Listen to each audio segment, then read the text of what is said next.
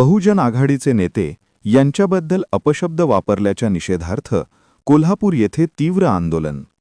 भाजपचे खासदार यांनी वंचित बहुजन आघाडीचे नेते यांच्याबद्दल अपशब्द वापरल्याच्या निषेधार्थ कोल्हापूर येथे तीव्र आंदोलन करण्यात आले.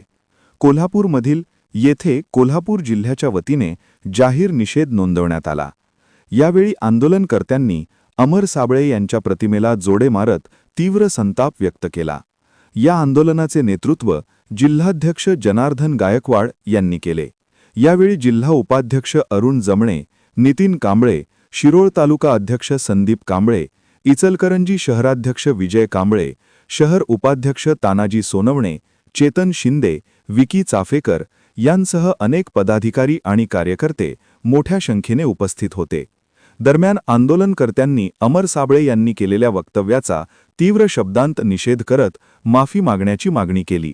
तसेच भविष्यात अशा प्रकारचे वक्तव्य सहन केले जाणार नाही असा इशाराही आंदोलनकर्त्यांनी दिला. यंग वाइज न्यूज प्रतिनिधी लखन घांडेकर, कोल्हापूर.